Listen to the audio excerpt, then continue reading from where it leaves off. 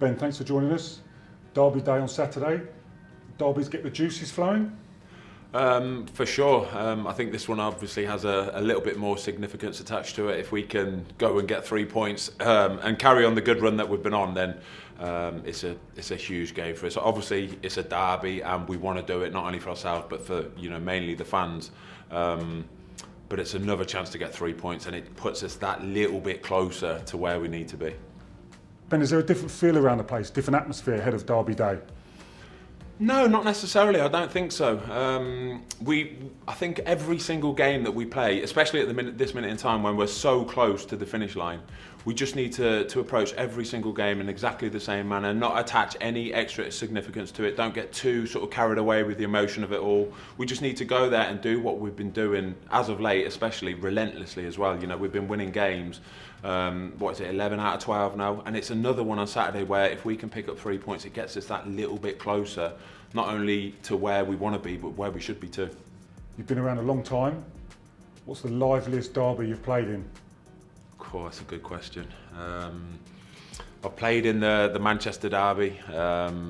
It's one I don't like to talk about because I had a stinker, an absolute filthy game. So we won't bother with that one. Leave that one.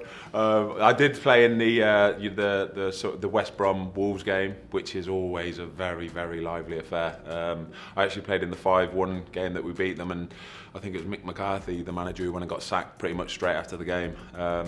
They were always very, very lively affairs. When you've got the fans in the stadium as well, you can taste the anger sometimes, is what I'd call it. You can just taste it. Honestly, it means so much to the football fans, and rightly so as well. A lot of football fans live their week for that Saturday afternoon, and that's where they get their frustrations out. So it would be great if the fans could be there on Saturday, but it is what it is, and hopefully we can go and get the job done regardless. Is that Black Country one a particularly tasty one? Because I've seen a lot of football. The stick you get at Molineux is unbelievable. They don't like you there, do they? No, they hate me. But it is what it is. It's football, I've been at West Brom a long time. I was there 7-8 years, and you want to win for West Brom. A lot of West Brom fans, you want to win for them. And it goes to say it's the same for Watford. I want to win for Watford. I've been at Watford a long time now, and I want to win for our fans, so we've got the bragging rights. And if the shoe was on the other foot, I know that anybody else would want to win it for their team too. The sort of stick you get at Molineux, do you just laugh it off from fans? You got to. You absolutely have to. As a goalkeeper, you have your back to the fans, and they're pretty much sort of, they're 20 metres away from you, calling you all sorts of names under the sun. Some of the things I've heard before have been so creative and so incredibly thought out, and I'm thinking, yeah, that's a good one, that. But I think you have to try and have a laugh with them, because if you don't and you take it on board and it starts to hurt you, I think they get that, they can see that, and then they'll keep doing it even more. I know you said you don't want to talk about it too much, but we're going to touch on it, that Manchester derby.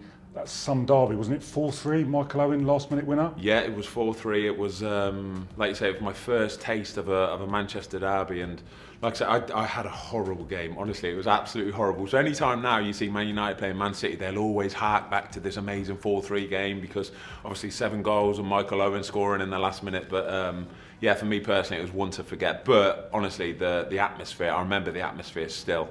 It was one of those kind of electrifying, sort of goosebumpy, sort of, no, it was brilliant, a fantastic experience. Like I say, even though I did have a stinker, it's something that I'll always remember, and I think will hold me in good stead going forward from it as well. The Birmingham Villa derby, talk us about that one. Yeah, another saucy one. It was a quarter-final of the Carling Cup, the year that Birmingham won the Carling Cup against Arsenal in the final. That game in particular was at St Andrews, and we won it 2-1.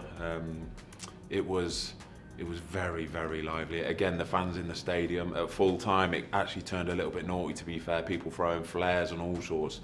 So that side of it, you can see the frustrations, you can see people get angry and stuff, but I think that was just a little bit over the top. But the actual game itself, the energy you get from that atmosphere is, honestly, it's incredible. Adrenaline levels for me when I play are normally very high, but when it's a derby and you can feed off them as well, that extra bit of adrenaline, it's a powerful, powerful thing to remember.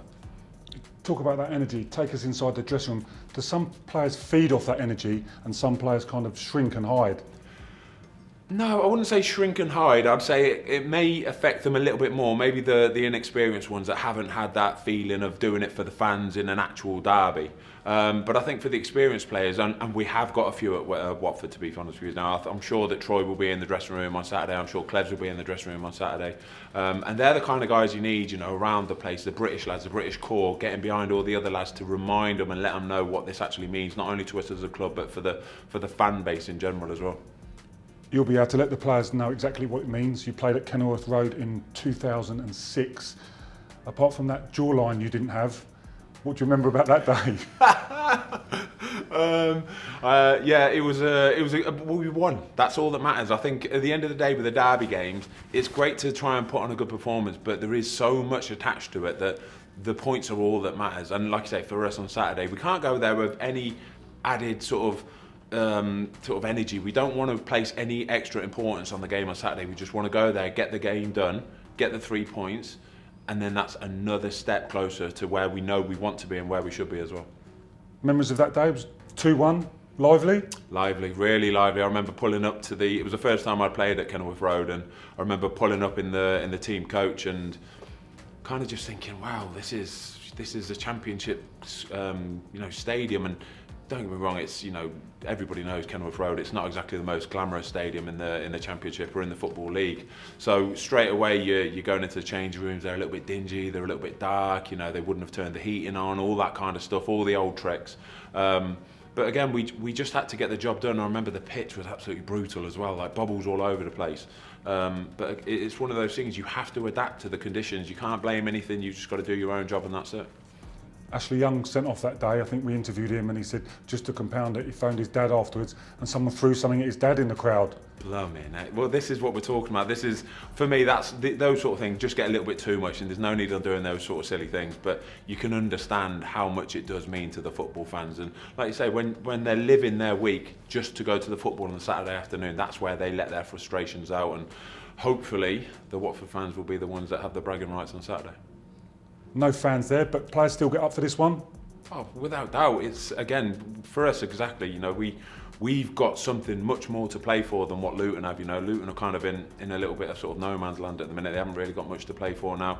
But again, it's nothing. We will focus on them as much as we need to. We'll look at all the set pieces. We'll look at how they play, their style of play. Do they play out from the back? Are they difficult at set pieces? All that kind of stuff. But mainly, we'll look at ourselves. You know, we know what we've got. We know our strengths and our capabilities, and we'll try and play to them to the maximum we can.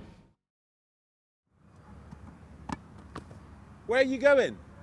Make sure you subscribe first.